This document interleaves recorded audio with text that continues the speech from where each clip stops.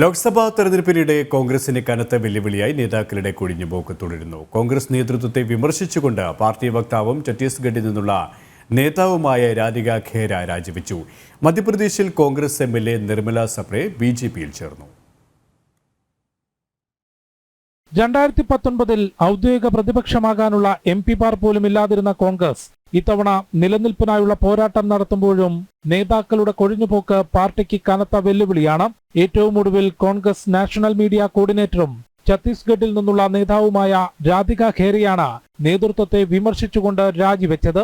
പാർട്ടിയിൽ പുരുഷാധിപത്യമാണെന്നും രാമക്ഷേത്ര ദർശനം നടത്തിയതിന് തനിക്ക് വിമർശനമേൽക്കേണ്ടി വന്നെന്നും രാധിക ഖേര കോൺഗ്രസ് അധ്യക്ഷൻ മല്ലികാർജുന ഖാർഗെയ്ക്ക് അയച്ച രാജിക്കത്തിൽ വ്യക്തമാക്കി. അയോധ്യ സന്ദർശിച്ചതിനാൽ തനിക്ക് പാർട്ടിയിൽ വിമർശനം നേരിട്ടെന്നും രാധിക ഖേര പറഞ്ഞു.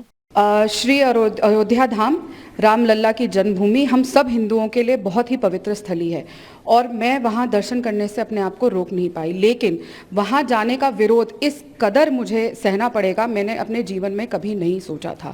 मेरे साथ छत्तीसगढ़ प्रदेश कांग्रेस कार्यालय में अभद्रता हुई, मुझे वहाँ पे धक्का मुक्की करी गई, कमरे में बंद कर दिया गया, लेकिन मेरे साथ न्याय नहीं हुआ। मैं चीख चीख कर गुहार करती रही, छोटे से लेकर सबसे बड़े शीर्ष नेतृत्व तक गुहार करती रही, लेकिन मुझे न्याय नहीं मिला. മധ്യപ്രദേശിൽ സാഗർ ജില്ലയിൽ നിന്നുള്ള കോൺഗ്രസ് എംഎൽഎ നിർമ്മല സപ്രയും അനുയായികളും ബിജെപിയിൽ ചേർന്നു. മുഖ്യമന്ത്രി മോഹൻ യാദവിന്റെ സാന്നിധ്യത്തിലാണ് നേതാക്കൾ ബിജെപിയിൽ ചേർന്നത്. കോൺഗ്രസിൽ നിന്ന് രാജിവെച്ച ഡൽഹി മുൻ സംസ്ഥാന അധ്യക്ഷൻ അരവിന്ദർ സിംഗ് ലവ്ലി കഴിഞ്ഞ ദിവസം ബിജെപി അംഗത്വം സ്വീകരിച്ചിരുന്നു. ജനം, ഡൽഹി.